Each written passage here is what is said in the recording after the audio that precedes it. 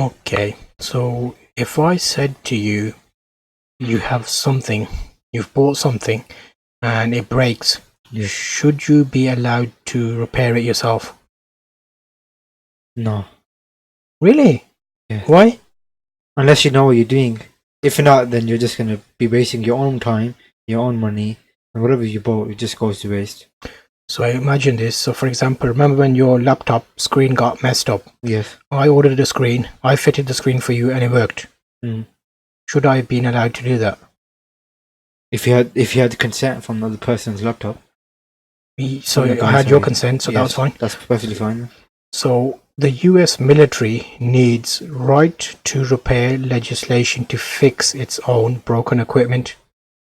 So say for example, we've got a special satellite laptop that breaks down.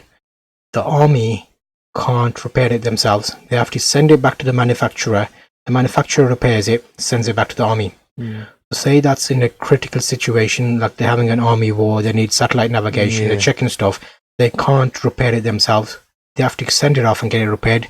So what's happened is the right of repair bill is a type of legislation in America where they're saying if you buy a product, you can't repair it yourself. We're not going to let you repair it yourself. You can't get parts or whatever. So iPhone's a big one. You have to send it back to iPhone to get it repaired. But the thing with that is now, if people have bought that item and they can fix it themselves, they should be allowed to do that. But it looks like in the army is causing a problem because what they're saying is it takes too long because you're going to have to send it back. It's like, remember the tractor article we did? Yeah. The farmers can't repair their own tractors because there's too technological, they're buying 40-year-old tractors. It's kind of along those lines. We'll put a card somewhere to the article.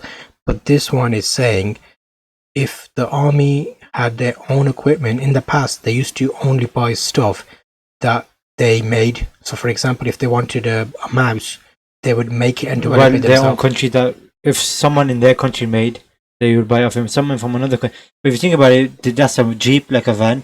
That's gonna take a lot. If that breaks down, the person that made it has to think through everything that's broken down, and that'll take time. And even if the guy that owns the van or whatnot, he will not know everything from the outside the car and inside. But whereas the manufacturer will.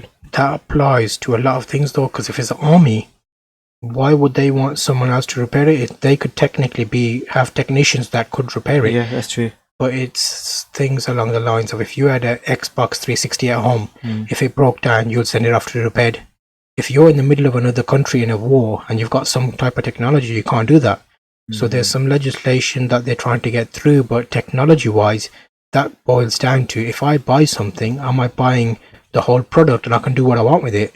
Or I have to rely on the manufacturer, and that's a whole new kettle of fish. Because basically, you have to be careful what you're buying. And technology-wise, this is from Extreme Tech, which is an article by Joel Uruska. So it's basically covering that. So I think we'll hear more about this because we've already done one for the farming industry where they're having old tractors. Now we've seen it in military. iPhones doing it because you can't repair it now from an independent shop. So what's going to end up happening is something simple breaks down and they're going to charge you a lot of money to get it repaired because they're the only people who can repair it. Yes. What is that? No.